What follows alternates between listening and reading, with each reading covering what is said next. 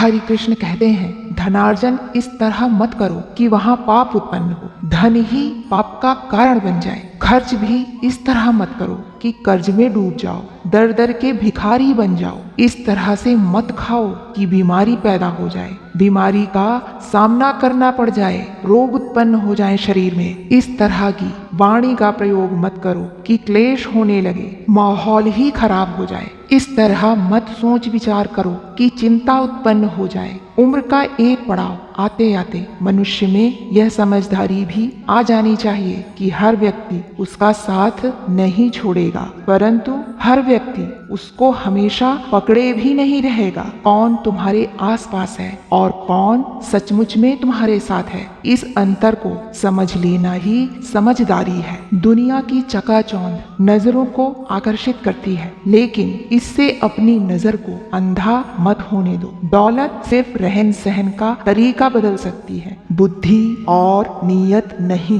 कोई भी कार्य करने से पहले उस कार्य के बारे में चिंतन और मनन जरूर करो, क्योंकि कहीं का किया कहीं तो अवश्य मिलता है। Believe in equation of Karma.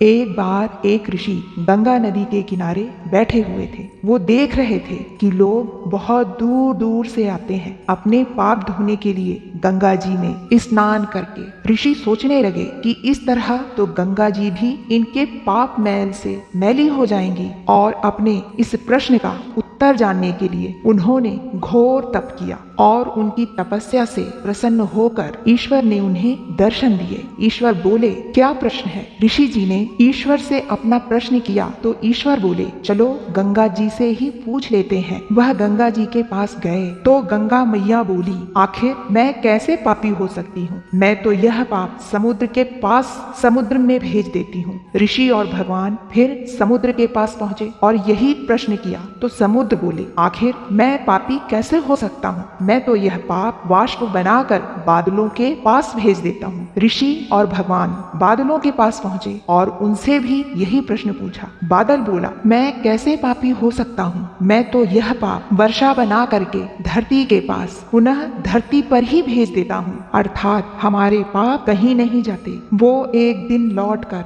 हमारे पास ही आ जाते हैं।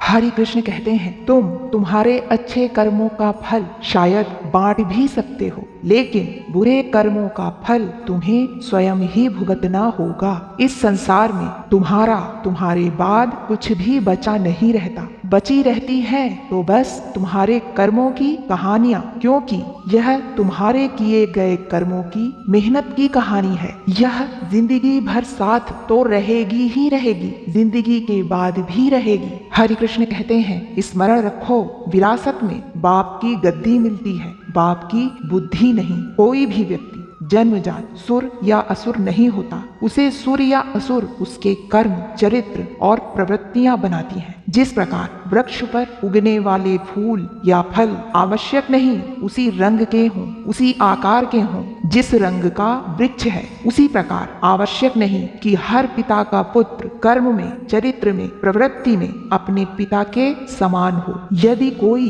सुर का पुत्र दुष्कर्म करेगा तो असुर कहलाएगा, और असुर का पुत्र चरित्रवान, गुणवान, नीतिवान होगा तो वह सुर कहलाएगा। अतः किसी भी कर्म को अंजाम देने से पहले उस पर विचार अवश्य करो। राधे राधे दोस्तों, स्वस्थ रहिए, खुश रहिए।